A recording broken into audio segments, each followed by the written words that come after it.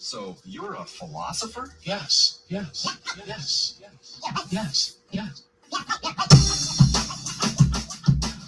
think very deeply. I think very deeply. I think very deeply. I think very deeply. I think very deeply.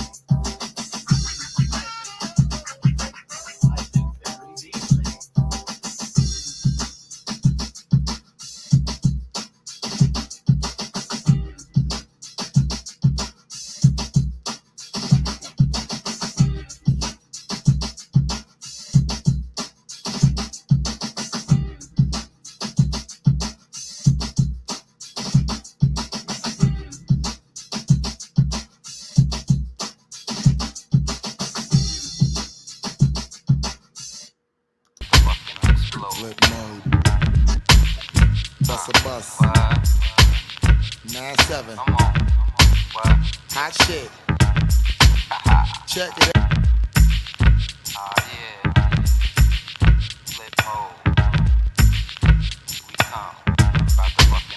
Flip mode. Bust a bus. 9-7. Hot shit.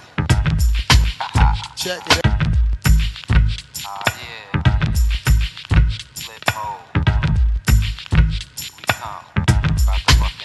Flip mode. Bust a bus. 9-7. Hot shit. Welcome. He didn't say what you think he said. Don't even worry about it. Welcome to the Victorious Outcast video podcast. Welcome, tribe. I thank you tonight for joining me. I'm your man, Destiny Dan, the CEO and founder of this intentional life flourishment initiative that is The Truth Unlimited. And this, again, is the video podcast called Victorious Outcast. We speak truth to power. We pay wisdom forward. We initiate change to move you from outcast to overcomer, aka so that you can be a victorious outcast. The guests that we have on the show are leaders and ministers and movers and shakers, professionals and faithpreneurs that are passionate about their areas of expertise. And they also are my friends, my colleagues, and the wonderful, compassionate people that inspire me to be better and show up like I want to be that change in the world. And please believe me, tonight is no different. We have no exceptions because the guest is in the house tonight. You may say, what is this light guy doing talking about this dark topic? Be clear. As an Afro-Cuban Rican born in Harlem and raised in Southeast Queens, I acknowledge my African, Taino, and Spanish roots and show up in the world every day, totally brown and totally black.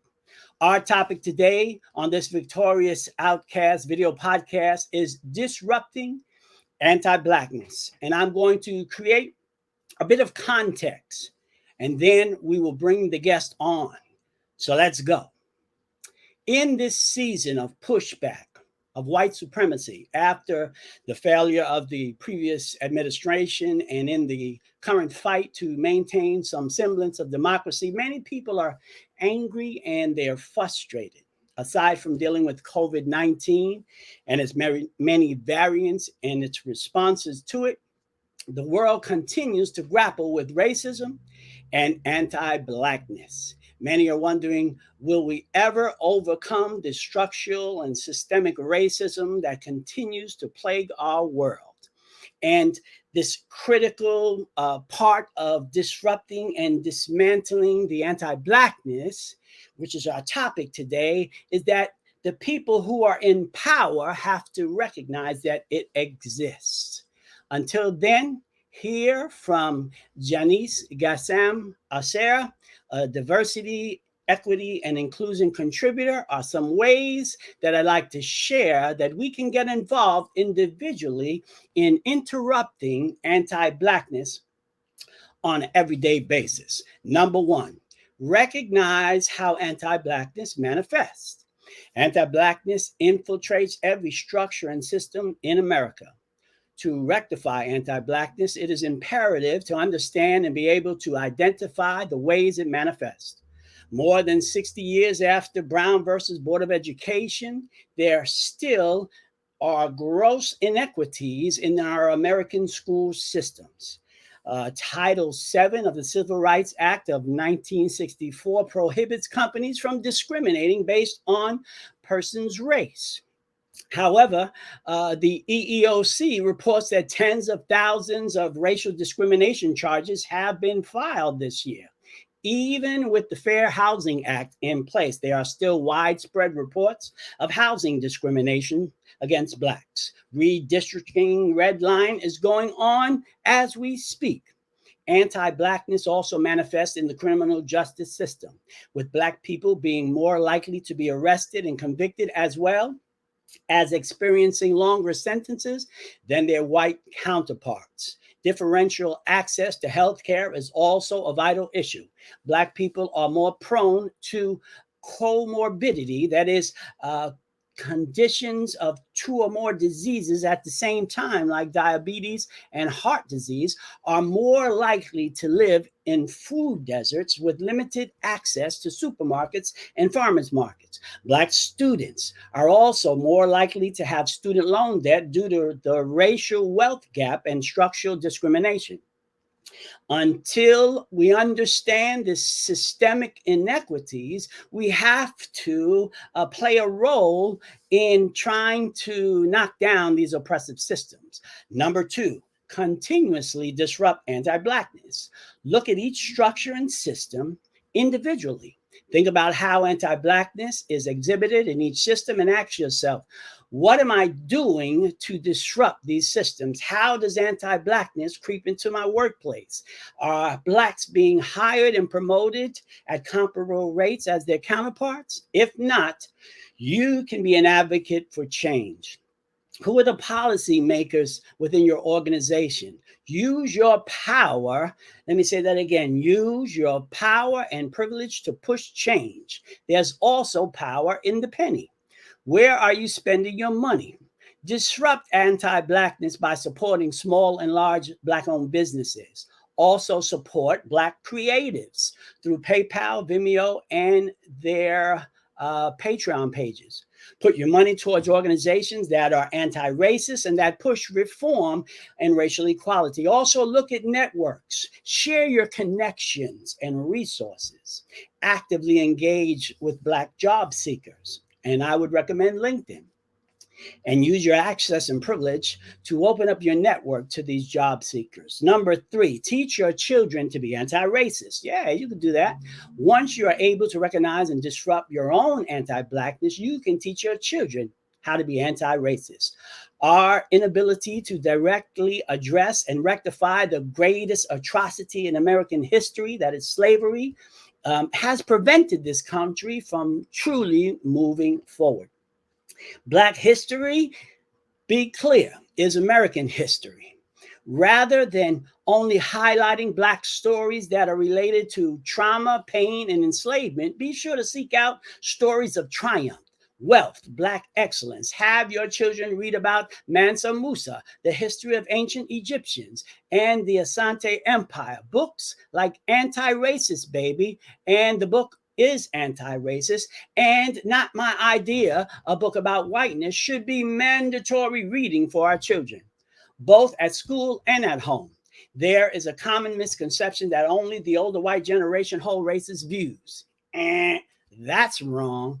You see, we have already witnessed racist fraternity videos, the Yale University incident, racial profiling, and recent TikTok videos prove that the younger generation hold views just as racist as the previous generation. So we need to monitor our children. Watch and expose them to the movies and TV shows that showcase positive depictions of Black people, such as maybe Black Panther or Hidden Figures, or even The Fresh Prince of Bel-Air. That's right.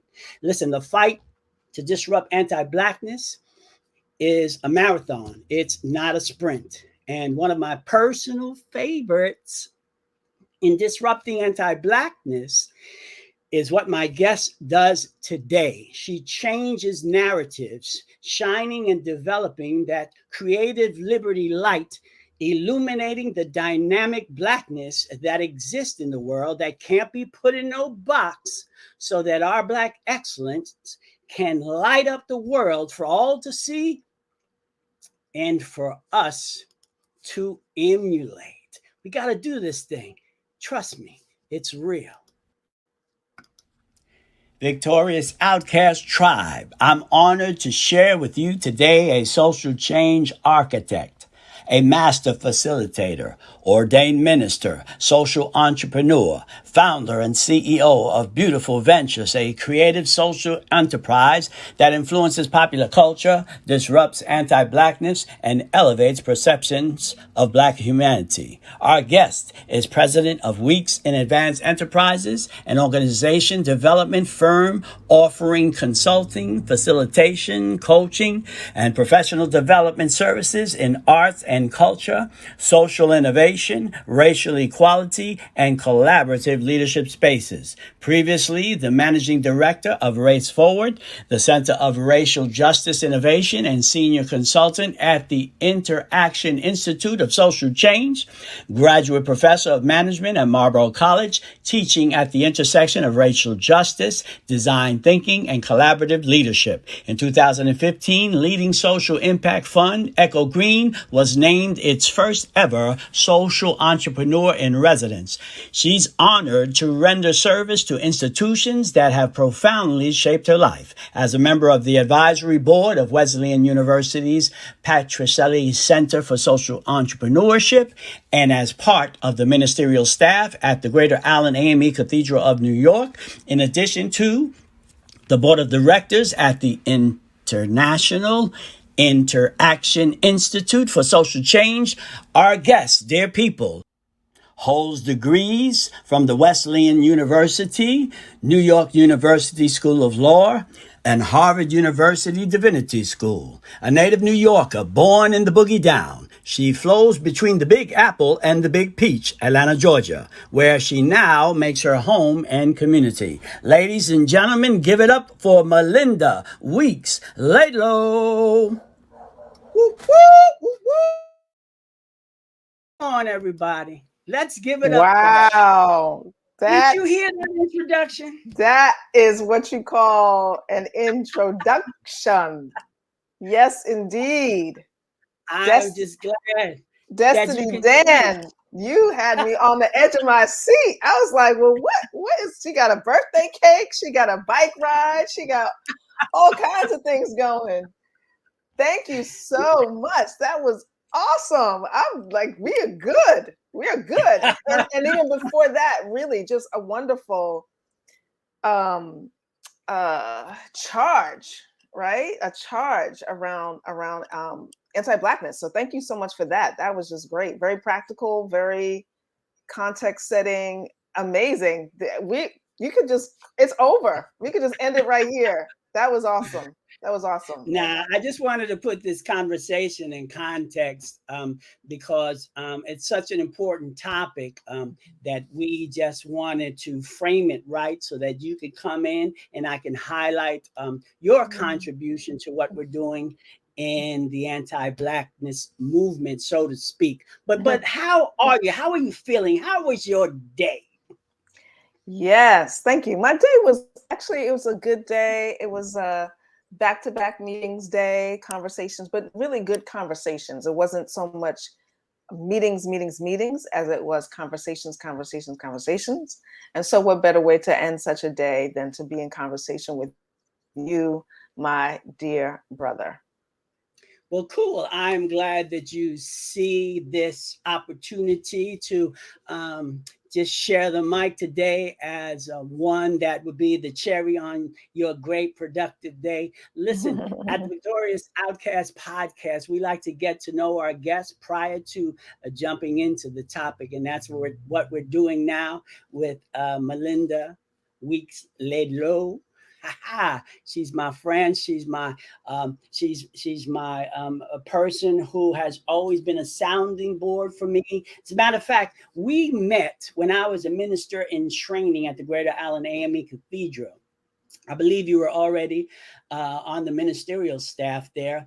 And I went to AME Institute with someone that's very special to you. Would you like to share with the audience who that might be?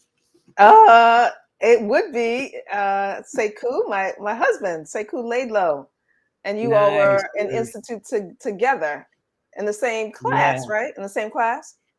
Indeed, indeed. We Yeah, all yeah, girded ourselves up with that theology. yeah. How is he, by the way? He's great. He's awesome. He's doing well. He's got a lot of exciting things going on, and I bring you greetings from him as well. Well, that's good. That's good. I always Hmm. enjoy spending time with him and yourself. Now, you Hmm. transitioned your home front to Atlanta. How are you settling in these days? It's a Yeah, little bit different from the boogie down, huh? it's a little bit different from the Boogie Down. It's different from the Harlem and Brooklyn, all places that I've lived and still, once a New Yorker, it never leaves you. But Atlanta is great. It's been a blessing for us amidst all of the crazy with regard to white supremacy and trying to suppress our vote and Oh all my God. those kinds of things. But aside from that, the people here are great. The organizers know what they're doing, and it's been a blessing for us in the 6 years that we've been here. Um, in terms of just building a life and trying to cultivate community in the midst of a pandemic. So much You love. guys, the organizers out in that area are doing great work. They got those two brothers into our government, and we're hoping that we can hold on to democracy going forward. Yeah, We'll yeah, see. So yeah. much shenanigans. It's hard to It's stay focused. Yeah, but that's part of the plan. So let's get focused then. All right. Before we get to the main topic, I just wanted to know a person with your unique skills and your ability to bring your gifts, talents, and all your blessings together, your social justice, creativity, your law, your theology. Is Mm. that one dynamic calling that you can use in this season, or do you switch off on your different gifts and talents as the circumstances call for it? How's that work? Nice, nice. That's a great question.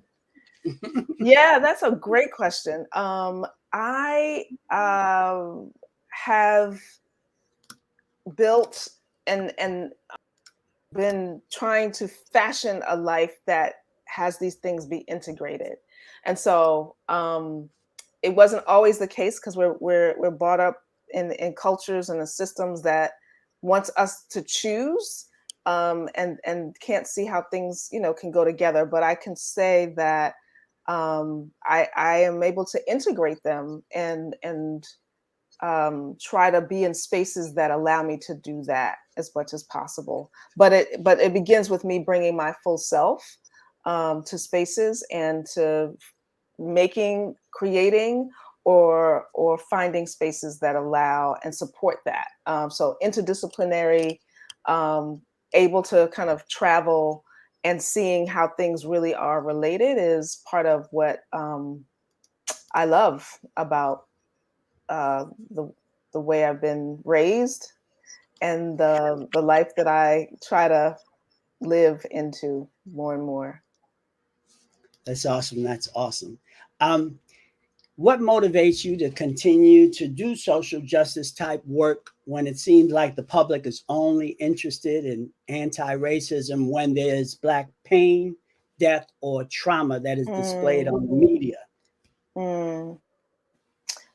Yeah. So I've my life's work has been the work of social justice, and it's a privilege because it's the work that aligns with my values. Some folks are privileged and have the ability to be able to do work that is aligned with their values and make that their vocation. Other folks do it differently, and they work a job and then they do what they really love outside of that. And either way is fine. And there are many other ways than that. But I've been blessed to be able to do justice work. It aligns with my values. And what motivates me to do it is my faith, amongst other things. But certainly it is certainly my Christian commitment that drives me towards the work of justice in the world. I see that as also part of the Black prophetic tradition, religious tradition that I come from, and just I was raised to know that my contributions to my community, to my people, was really part of what made me valuable. And made me a servant leadership was kind of the trope, right? I grew up in the shadow of the civil rights movement. So how well we were able to not just do for ourselves, but also to continue this legacy of Black resistance, of Black struggle, of Black liberation was very much a part of what fueled me and gave me a sense of my purpose. So did you have role models, close mentors that was doing this in your presence as you were growing up?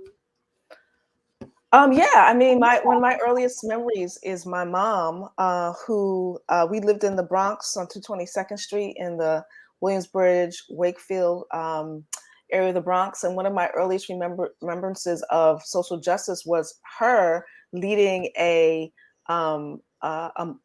what do we call it? Like a picket. We picketed and we led a little march, a protest at the corner of 222nd Street and Paulding Avenue, because there was no stoplight there. And so what was happening is a lot of kids were getting hit by cars because it's a big thoroughfare. And so she was also the founder of the Block Association. And so she had all the kids, we had signs, we were out there picketing, and lo and behold, there's now a light there. So that sense of being involved in community, of being a community organizer, of standing up for my rights was something that I learned, from my mom. But also, I grew up in church, and I grew up in the Black church that made sure that we knew our history, that had people who loved Black people, but then also just my dad too. He was what I call, and what some would call a race man. He was one that was one of the most, intellectually gifted people I know and knew. Having not even completed his college education, but he read. He always listened to Gil Noble. He read, books about the African diaspora and the plight of Black people across the world. So he was very learned, and a lot of that kind of intellectual thirst and passion for Black folk I got from him. And my sister, who was, she was 18 years older than me. She was a child of the 60s, but she was very politically involved. And so all of these influences were just kind of part of, how I grew up and the role models I saw, for sure. Yeah, for sure. Gil Noble was a big guy in my life. Yeah. Because I grew up watching these social justice anchor type people. Matter of fact, yes. I am an engineer 25 years and going because I witnessed Max Robinson doing the ABC nightly news. And I was like, this is the only dude who looks like me in my neighborhood on TV. And I said, I want to be like him. Then later on, I realized I wanted to be in the background. But I can relate to having people around me that are thirsty for knowledge. My father only had an 8th grade education, yet he spent most of his career first trying to get recruited by the Pittsburgh Pirates to play baseball, and then secondly playing bass for the Tito Puente Orchestra. Shut up! For 40 years. I was actually a band boy, a roadie at 15. Oh, wow. For Tito Puente. For Tito Puente and Charlie Palmieri, setting up stages, going to work with my father. Okay. So that's why I pursued this technical Yeah. path because I was a 13-year-old DJ Nice. with a big old afro playing in Yeah. after hours clubs. Got you. 'Cause I had a little Got you. hair, you know, us Latinos. But I digress. I digress. Listen, so you Yeah. are doing some wonderful creative things, and could you describe, in an overall sense, what your latest empowering endeavor is in the Beautiful Ventures enterprise? Kind of a summary. Tell us Yeah, about for sure, for sure. So, Beautiful Ventures comes out of my work for, I practiced law for 10 years. I went to divinity school. After divinity school, and during those years, I found this niche um, of process design, of strategy, organizational development, collaborative leadership, professional development, teaching adults about collaboration, about strategy, about leadership.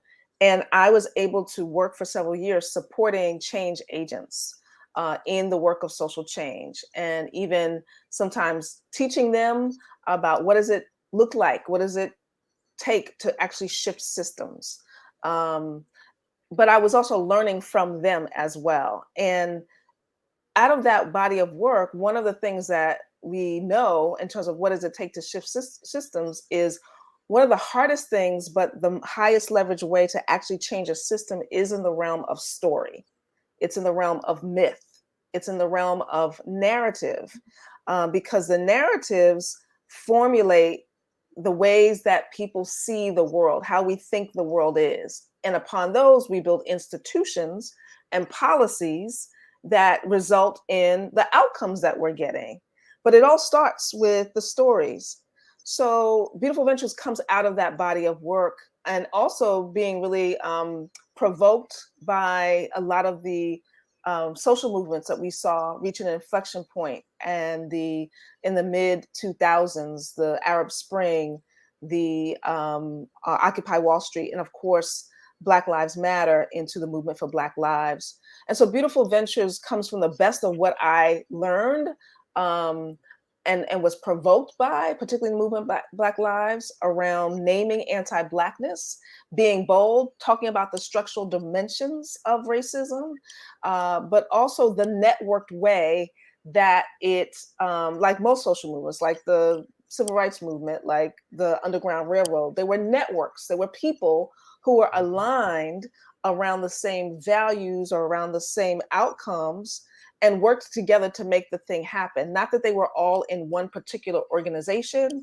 not that they were all in one particular location, but that they worked together. So Beautiful Ventures comes out of that work. And it also mashes up the things that I care about: Black folks, our creativity, our genius, justice, and centering our creatives.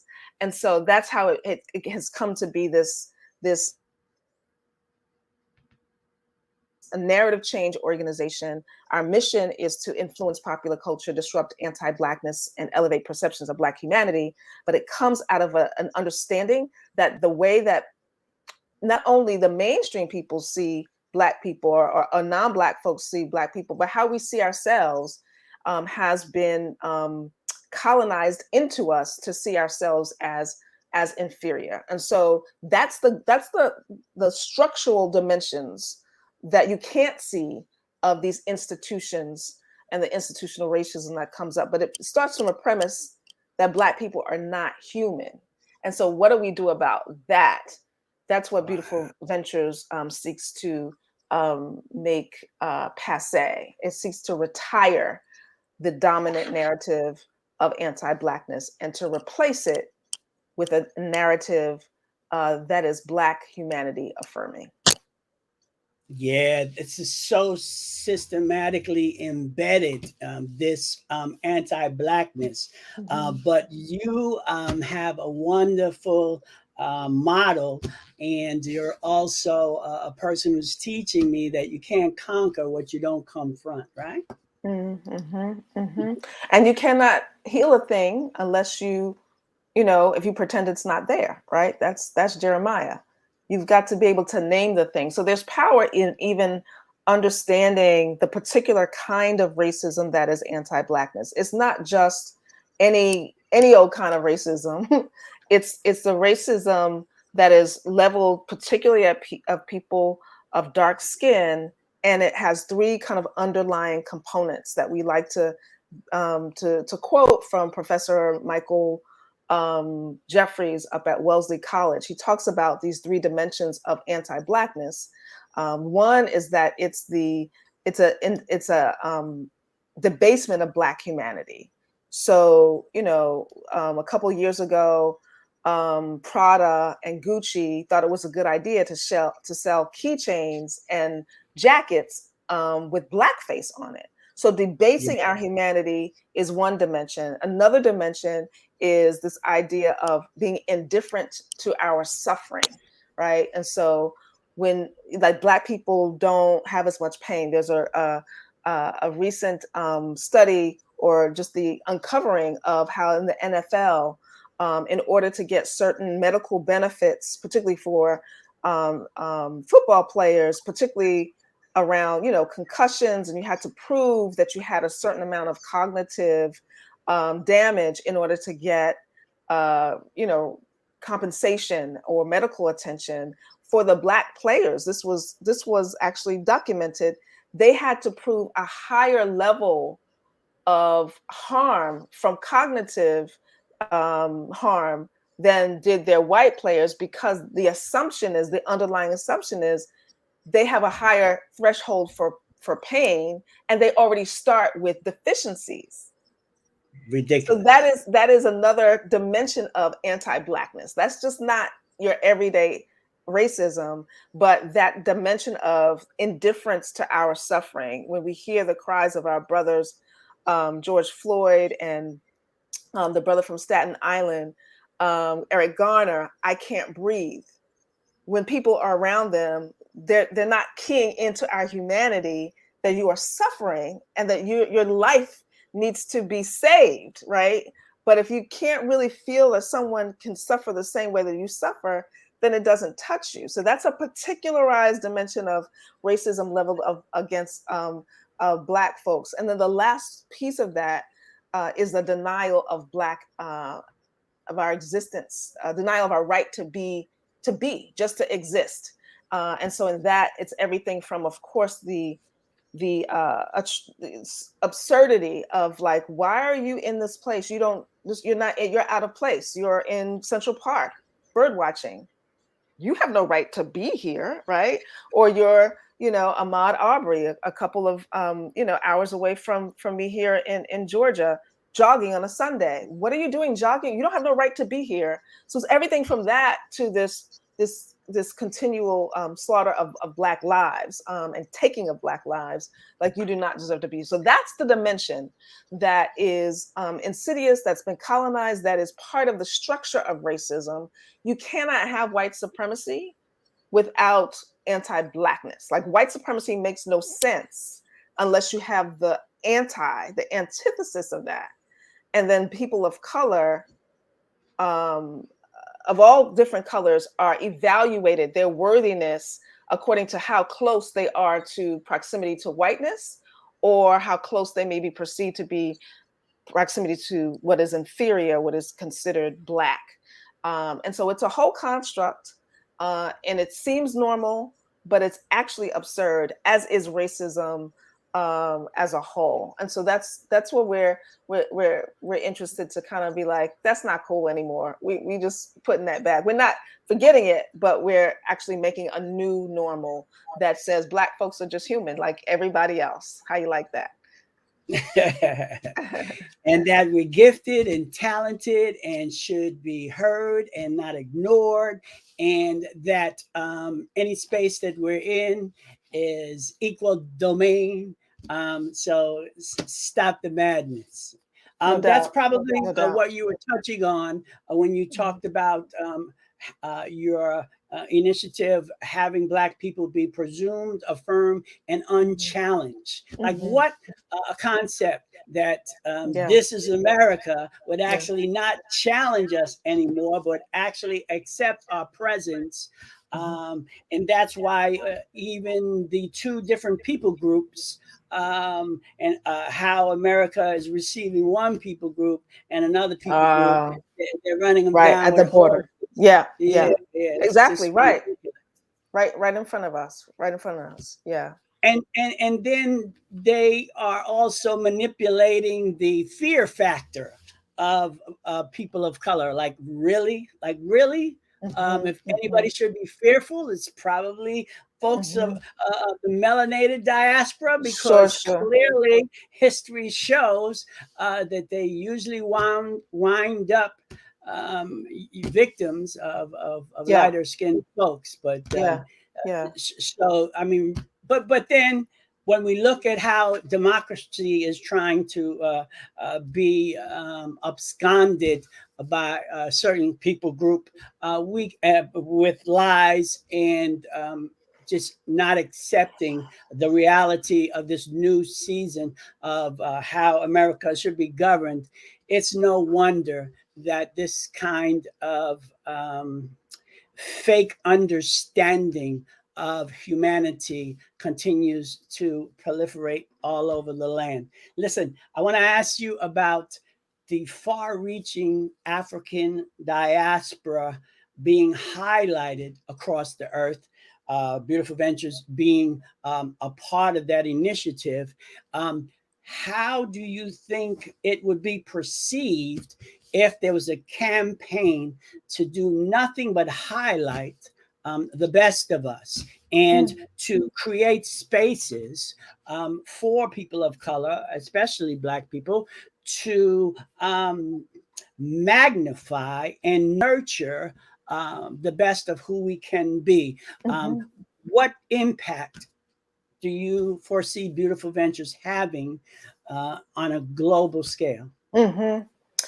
So we're very inspired by the Harlem Renaissance, right? 100 years ago, not far from where you are, Dan, in New York City, right, up in Harlem.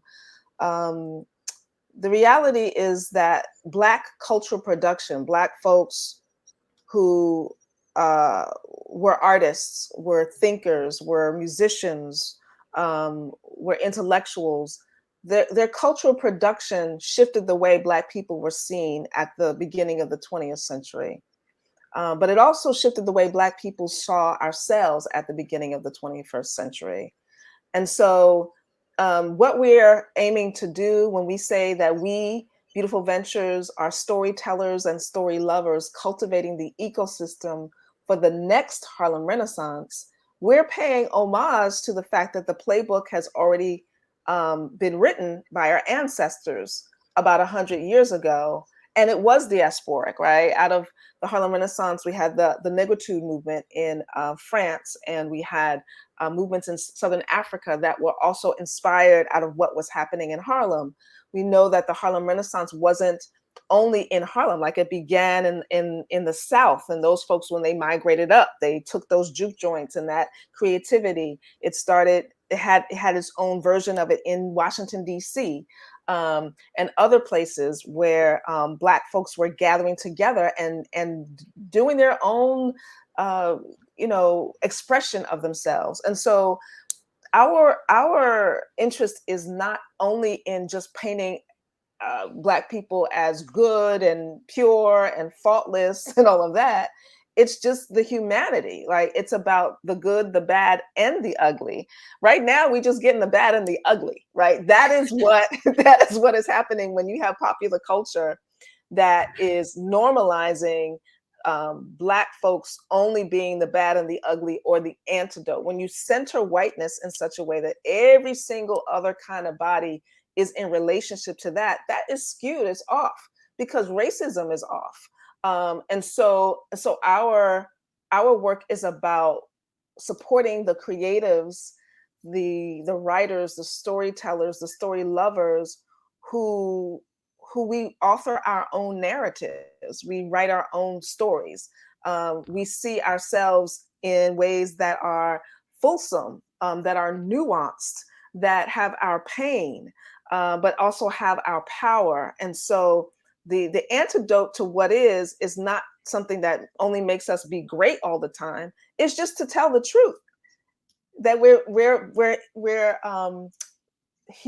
divinely human, right? Like every other being, and so that is a diasporic notion. I mean, we have folks even in our network who are, um, joining us from, the Caribbean, Barbados and Grenada. We have folks on the continent, from Kenya and South Africa who have joined in. But I think that's part of the network piece of it. We don't have to silo ourselves according to borders, as long as we are in solidarity with one another from a common values place and a common set of understandings of how we want to go about this next leg of the Black freedom struggle, the Black liberation struggle, which has always been, diasporic. So it's an exciting time. People will talk about this is a renaissance. This is a Black renaissance, and our thing is like, yeah, it is, and it can be in the same way that 100 years ago, folks were fleeing the South, places like Georgia, from racial terror, just like we are in racial terror right now. And they also did what they did coming out of a pandemic, right? The pandemic of 1918. And so we're also in our pandemic. So the playbook is there. The question is, what will it amount to? Just paintings just to paint, books just to write books, doing whatever just to say, oh, I did that thing. No, it has to mean something for the community. And our thing is like, what if it meant that we were able to flex our creative muscles, our consumer muscles, our spiritual power in ways that amounted to the same thing, which was to make anti-Blackness in popular culture and public discourse passé? That's the next Harlem Renaissance. That's what we want to be able to measure ourselves by, so that our future generations can just have their humanity affirmed, presumed and unquestioned.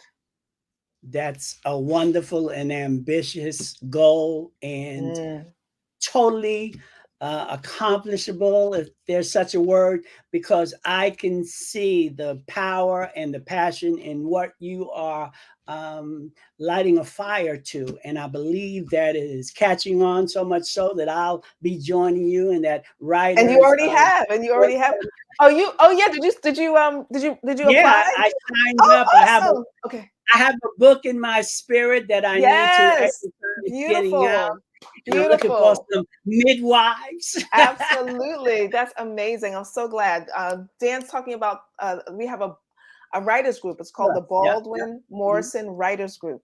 And we do cycles, which are about 6 to 8 week sessions every week, where we support Black writers from across the diaspora to center Black humanity, to assume our liberation, to work on writing craft, and to do so in a space that is rigorous but loving and liberatory.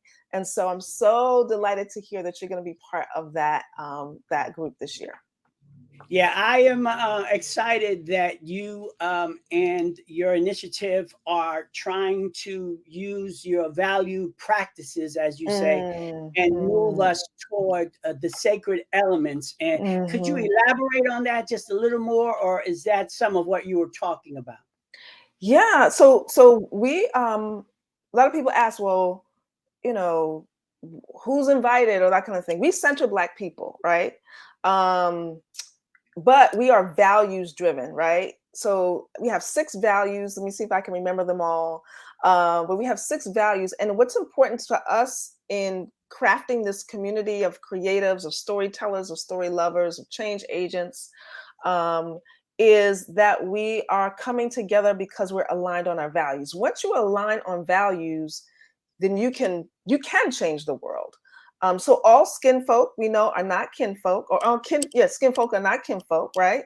So it's not just like, it's we're not going to be for everybody who's Black. We're not going to be for everybody who's a creative. But if you're ignited and resonating with the values that we have, and we have 6 of them. The first one is Black people and centering Black people. I think the one you were just referencing was around contemplative contemplative action, right? To be able to appreciate the transcendence that is a part of our fuel as humans, right? And as Black folk, as guiding our actions. We have another value that is courageous clarity, basically being able to speak plainly, but also directly with I'm going to love. talk to you about that Oh, on talk to our me. way. Yeah, well, Yeah. because you lit a fire in this video podcast that you don't understand. You're giving us so much of the onion. You're peeling it away so that we can Mm. understand how complex this problem is and how we didn't Mm. really have a part in making it complicated. Right, However, right. we're going to have a part in taking that onion and putting it into a stew that everybody can partake.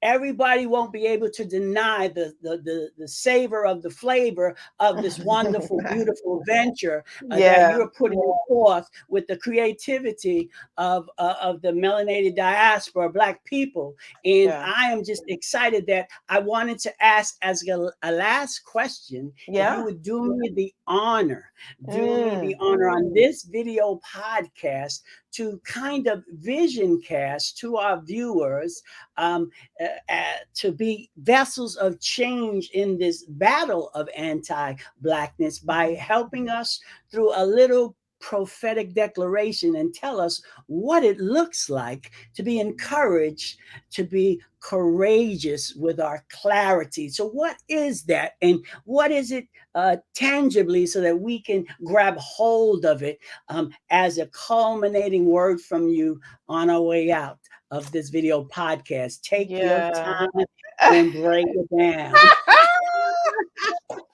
Wow, courageous clarity. Well, we've defined it probably in more eloquent words and sentences on our website. So check that out at beautifulventures.com. But it comes back, I think, to the piece about you cannot heal a thing by pretending it's not there.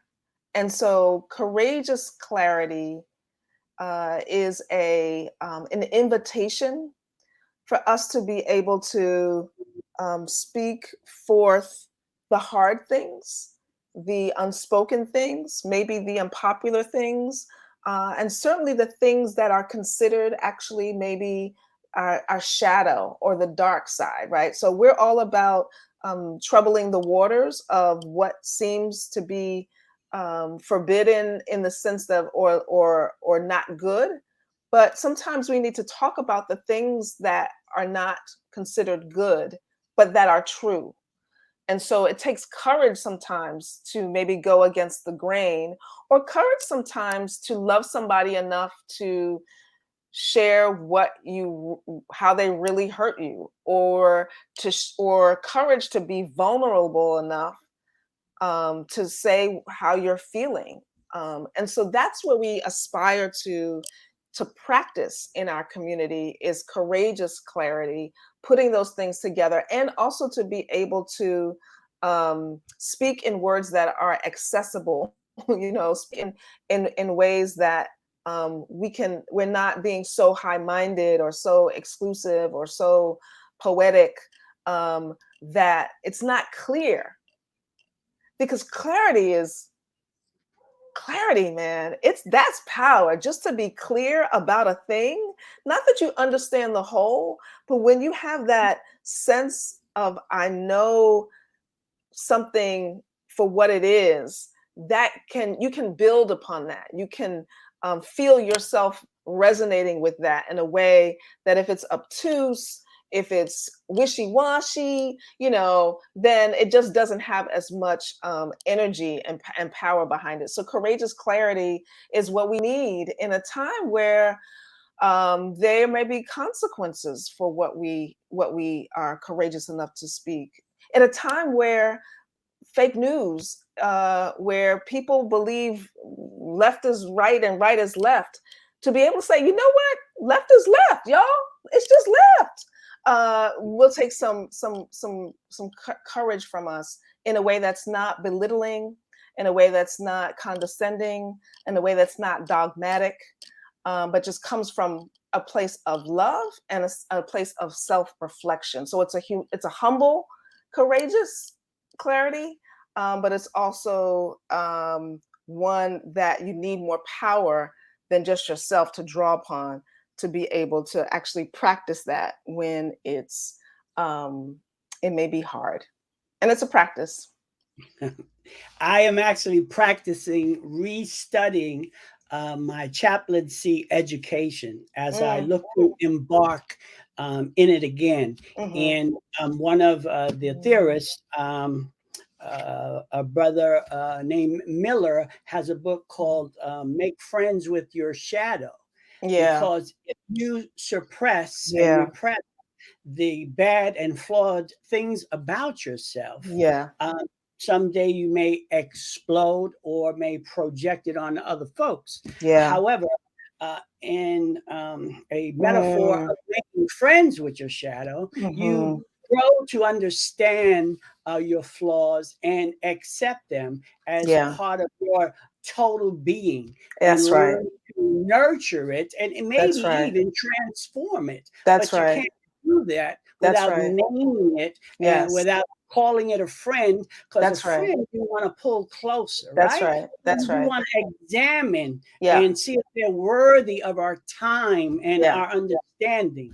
And so that's so powerful to get this clarity. And I just am awesome. I am just elated that I can have this information, because I've been challenged all my life with trying to be clear. Because the power of life and death are in the tongue. And I've always wanted to be more clear, because when we're more clear, we're more certain of where we're going. We're more aligned with the truth. And we're more confident about how we can navigate life, right? That's right. That's right. That's right. It's So true. It's so true. Tell me more. Tell me more. Hearing you say that, and like we talk about the shadow side, the dark side. Even that language is language that we've gotten from this notion of what is dark is bad, right? Which is part of the colonizing mindset of darkness, of being bad, of even like coming to the light is where it's good. And so those binaries are the things that keep us oppressed, really. Whether it's like I can't embrace my dark side, I can't embrace my shadow side, I can't interrogate it, become a friend with it, accept it, be real about it, so that I can engage it and see where I can grow from it, through it, with it. But if we just keep on putting it off to the side as I either have to be that or have to be this other thing that I present to the people, that's never going to get us free, because what is free is when we see that we're of a piece and we're whole, right? And so the oppression that is white supremacy and the whole fiction of race says that there's just one way to be that is normative, that is the icon of what it means to be human, and everything else, and certainly that Black thing, is the opposite. When we're binary and it has to be either this or that, then it's someone's going to be on the top and oppressing other people on the bottom. And I believe that these are times that are calling us to see the whole, to see how that we're all connected, we are all human, and that we are free when we can actually be well in our wholeness. More often than not, things are not black and white. We live most of our lives in the gray. Absolutely. And it doesn't have to be either or. It can actually be both and. It can be both and. Absolutely. That will set somebody free. It will set somebody free. Well, that's wonderful. Listen, I am honored that you have shared your time with me and the viewers today. I am touched, moved, and inspired without a doubt. I am going to follow through with my writing assignments That's and just my wonderful. connection Yeah. to all your creativity. I had no idea you were that layered of a creative. Thank you But so much. Same here, Dan. I'm so happy. Let's be clear. Let's be clear. I'm so glad we're connected, and I will never forget your sermon last Good Friday. Be water, my friends. Be water. That yeah, was off the chain. And it's the same notion. It's about, you got to be fluid with it. Like, you have to be adaptive, you know? And so the pleasure, my brother, is all mine. Thank you so much for asking, for thinking of me. And thank you more for just, you know, reaching out, for us to be connected, for us to be more connected now that we're in different cities than we were in the same city. So I feel blessed to be building and to be changing the world together with you as your sister and as your comrade. well, thank you, comrade. It has been a pleasure, and I am looking forward to joint ventures. I'm looking forward to getting into your stomping ground. My best friend from the Bronx Shut lives in up. Smyrna. Yeah, Oh, lives in that's Smyrna. around the way. Yeah. And then there's some place called like Douglas something or other. That's a Douglasville. yeah. I got another friend from the Okay. Culinary Institute who lives over there, and so Oh, yeah. okay. We're connected in Yes. so many different ways that it behooves us to start connecting the dots That's and right. empowering ourselves by That's right. empowering each other. That's right. That being said, I'm gonna give us some departing music. I'm going to say, as always, it has been a pleasure, Tribe, joining us today on the Victorious Outcast, where we pay forward wisdom so that people can move from potential to power.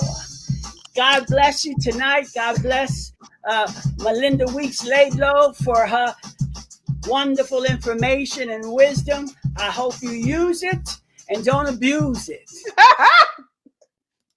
Destiny Dan. Yeah. Flip mode. About to fucking explode. Flip mode. Bust a bus. What? 9-7. Come on. What? Hot shit.